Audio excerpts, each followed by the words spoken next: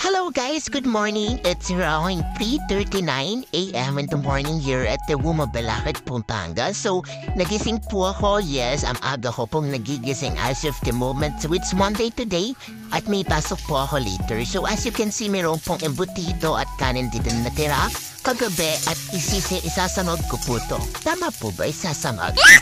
Never mind. So, as you can see, para umaapoy.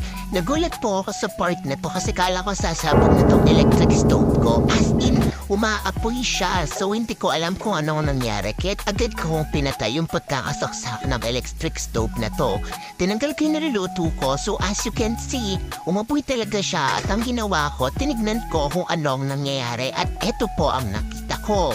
So part nito, nasunog po yung pagkakapaint ng electric stove.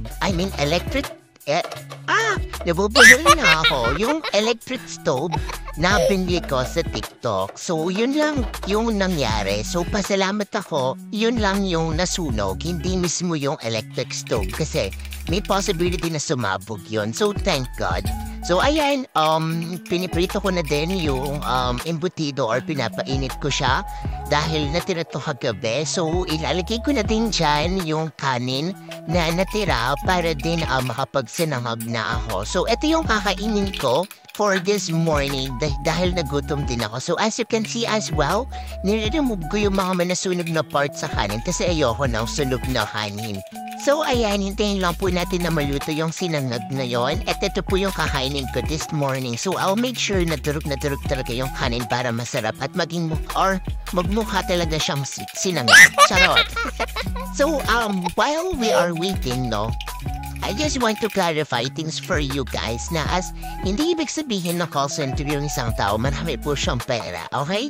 So as you can see, ayan, nagtitipid din pa rin po ako kahit na call center agent ako kasi sinasabi nila na sa call center may pera. Tama naman po yun, pero hindi po lahat ng agent afford nila ang bumili ng masasarap na pagkain. So hanggat kaya ko po magtipid, ginagawa ko yun. So tapos ko na pong maluto dito yung sinangag and nagpainit naman po ako or nagpakulo naman po ako ng tubig para may coffee po ako na iinuman habang kinakain ko yung sinangag. So dito sa part nito, hinuhugasan ko yung mga pinanggamitan ko like yung plato, kutsara, yung knife at yung iba ba. Kasi yung na habang kumakain ako, may mga nakatambak na hugasin dito. So tumigil ako sa part na to kasi kumulo na yung tubig na pinapakulo ko at ipapakita ko sa inyo yun later. So ayan, pinagpapatuloy ko lang siya. And so part na to, gutom na talaga ako pero ayoko talaga nakakita na may mga duming hugasin. Kaya pinilit ko na tapusin to kasi gusto kong matapos yung kinakain ko nang wala na ako masyadong tinatrabaho pa.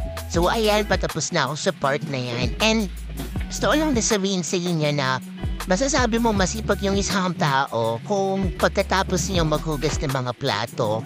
According to my teacher as well, nung high school pa ako, natatandaan ko to, na sabi niya, malalaman mo masipag yung tao kung pati yung part ng lababo is nililinis din niya. Hindi niya iniwanan na basa.